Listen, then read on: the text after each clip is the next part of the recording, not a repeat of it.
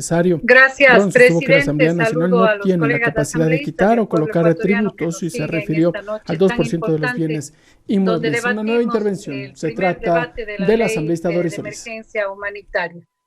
Quiero empezar señalando que nunca como ahora la labor legislativa está de cara ante el desafío de responder a los problemas reales del pueblo ecuatoriano. Problemas que hoy tienen dimensiones realmente dramáticas.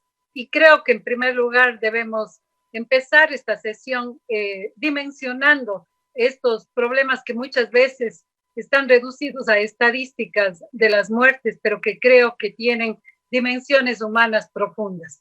Yo quiero invitarles, colegas legisladores, compañero presidente de la sesión, a que realmente este debate se dé de cara, llevando en nuestro corazón y en nuestra discusión a esos ya asumidos 9.000 fallecidos de nuestra querida provincia de Guayas, a esas decenas de personas que se han caído en las calles, fallecidas, algo que no hemos visto en la historia de nuestro país, a esas personas que están padeciendo por un acceso al servicio de salud, aquellas personas que no tienen acceso a un respirador, a una prueba para saber si están contagiados o no, a las personas que están sufriendo ahora mismo porque no tienen el alimento asegurado. Más del 30% de ecuatorianos no tiene un empleo estable, no tiene un ingreso seguro y están sin duda alguna padeciendo por la falta de alimentos. Son las personas en la condición más vulnerable. Tenemos que debatir esta ley de cara a esas realidades humanas y de cara a la necesidad de que esta ley sea la ley para salvar las vidas. Yo quiero proponer, presidente, como un primer planteamiento, dadas las desafortunadas declaraciones, análisis y enfoque del gobierno sobre el tema de anticiparnos ya de una manera catastrófica a la cantidad de muertes que podemos tener, que esta y que la Asamblea ofrezca una ley por la vida y por la emergencia humanitaria. El eje, el objetivo de la ley tiene que ser definitivamente el salvar las vidas en una triada de trabajo por la salud, por el empleo y por la alimentación de los ciudadanos, que deben ser los ejes fundamentales de esta ley. A la dramática situación financiera que se ha complicado por la carencia de las pruebas masivas y universales, como señala la necesidad la Organización Mundial de la Salud, los cercos de contagio, el fortalecer el sistema de salud, el proteger con medidas de bioseguridad a los médicos, el comprar respiradores, el asegurar el presupuesto a los gobiernos locales a quienes se les debe desde febrero, etcétera, el poder pedir el apoyo externo, se suma la gravísima situación económica que aquí ya se ha tocado, el cierre de las empresas, la parálisis del comercio, del turismo, del transporte, etcétera. Pero yo quiero señalar nuevamente los datos de las personas, lo que nos encara a esta asamblea a discutir de frente y con la sensibilidad suficiente por el hecho, por ejemplo, de 400.000 despedidos, como lo ha señalado en el oficio y en la comunicación formal que nos ha enviado esta semana el ministro de Trabajo al requerimiento de información. Más de 400.000 despedidos ya registrados en el Ministerio de Trabajo, mientras nosotros estamos empezando a discutir por la demora del envío de la ley del Ejecutivo. Ya tenemos más de 400.000 familias y ecuatorianos desprotegidos por el despido. Siguen, señor presidente, los despidos y colegas asambleístas, los despidos en el sector público. Ayer se transparentó que 1.500 maestros fueron enviados a la calle. Siguen las fusiones y desapariciones de empresas, de instituciones públicas en el momento menos oportuno, afectando la vida de los ciudadanos. Tenemos denuncias de SELEC, denuncias de Hidropaute, tenemos las denuncias de Senagua en esta fusión absurda e inconstitucional con el Ministerio de Ambiente, y todo eso empeora la situación económica de miles de ecuatorianos. Frente a ello y en este contexto, quiero recordar las medidas que están recomendadas por los organismos internacionales y que están implementándose en los países que están logrando desarrollar con éxito la lucha contra esta pandemia. La CEPAL ha señalado no pago de la deuda externa. Lamentablemente en el país se ha hecho todo lo contrario y coincido con mi colega Ron, el ministro de Finanzas tiene que venir a dar explicaciones acá y apoyo el pedido de juicio que ha presentado ya o que prepara nuestro compañero Juan Cristóbal Lloret, porque esto realmente es una medida absolutamente inadecuada en el contexto de la pandemia. Piso de protección social para las personas que no tienen empleo y que están en condición de pobreza. Para ello necesitamos recursos, fortalecimiento del rol del Estado y su papel de planificación, inyección fiscal para salud, para empleos a las empresas, acceso universal a las pruebas. Para ello tenemos que en esta ley legislar precisamente para obtener los recursos. Y otra recomendación muy importante en la que quiero detenerme, los bancos centrales deben asegurar la liquidez a las empresas y a los gobiernos.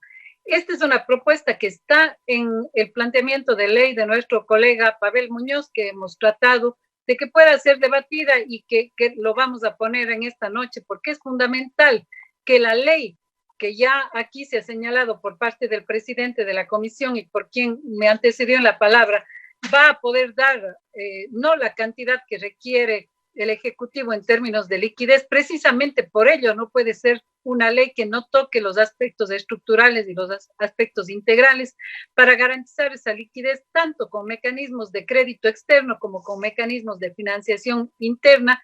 Y estos son los debates, presidente, que hay que ponerlos en la noche de hoy para que este primer debate enriquezca radicalmente la propuesta del Ejecutivo. Asimismo, la gestión en los organismos financieros internacionales para la moratoria de la deuda. Estas son las medidas que recomienda la CEPAL, algunas de ellas del propio Fondo Monetario Internacional y el Banco Mundial, y que países que ni siquiera son de corte socialista, por ejemplo, como Chile, ya la están aplicando. Fondo de 3.000 millones de dólares para salvar pequeñas y medianas empresas al 0% de interés. La baja de las tasas de interés es otro de los debates fundamentales que no podemos rehuir. Entrando en materia, presidente, y de manera muy concreta, yo creo que esta asamblea sí tiene ya dos consensos muy claros. Por supuesto que es necesaria la ley y estamos trabajando y contribuiremos como bancada de la Revolución Ciudadana de la mejor forma a esa ley justa, esa ley equitativa en función de los ecuatorianos y ecuatorianas. Pero el segundo consenso es que esa ley ni de lejos es la ley enviada por el Ejecutivo. Esa ley tiene que ser transformada radicalmente porque es una ley que pone el 65% de la carga de contribución en los trabajadores y no en quienes más tienen.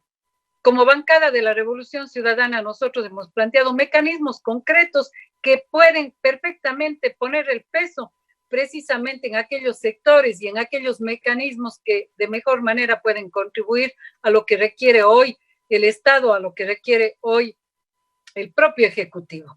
La ley debe enfrentar, por ejemplo, un artículo que ayude a que el SRI cobre las deudas en firme por 1.400 millones de dólares que tiene de grandes empresas, de 500 grandes empresas que han evadido los impuestos en el país. Hemos insistido en que esto se introduzca en la ley sin que se haya recogido y por eso nos hemos abstenido en esta ley, porque el informe que se presenta es un informe aún muy insuficiente y creemos que es un informe que puede y debe recoger estas propuestas que transformarían la ley radicalmente para bien.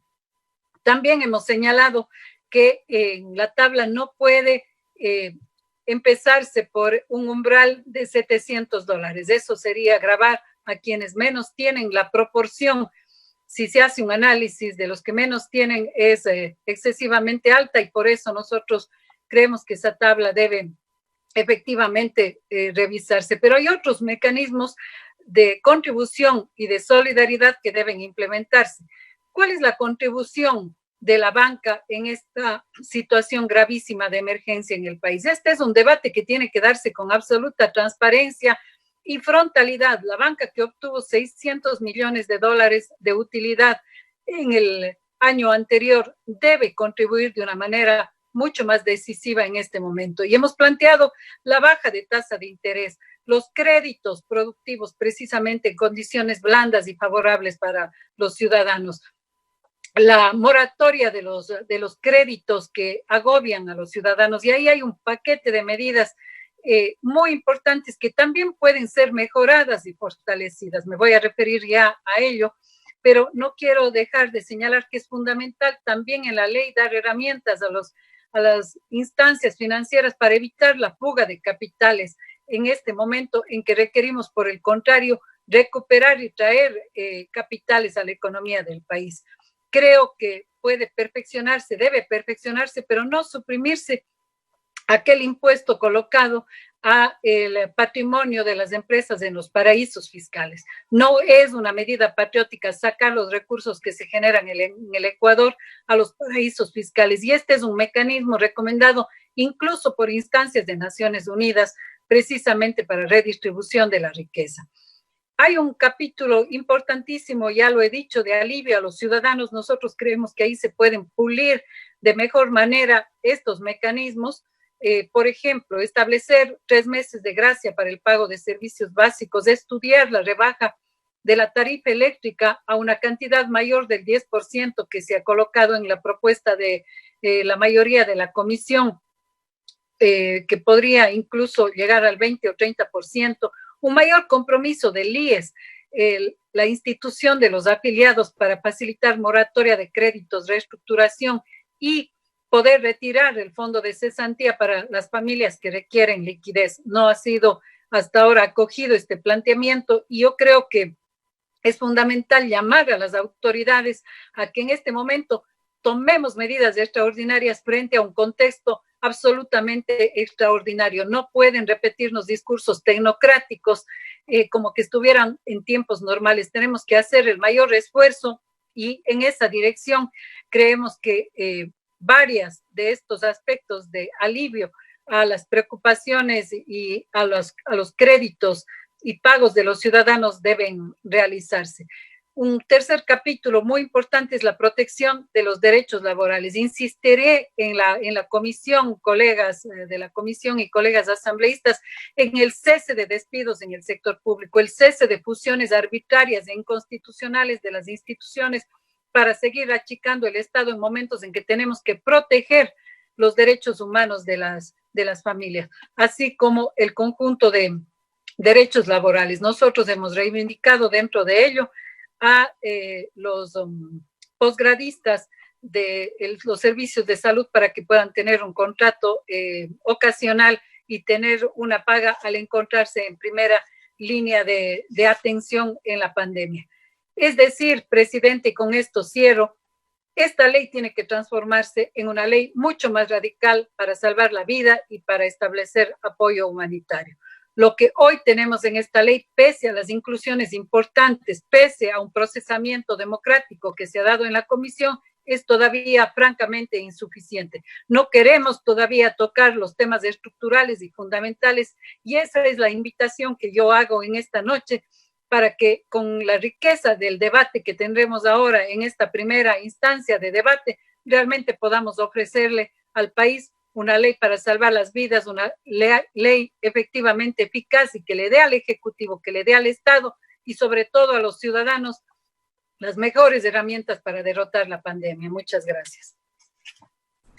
La intervención del asambleísta por Azuay, Doris Solís, quien, entre otras cosas, señala que la ley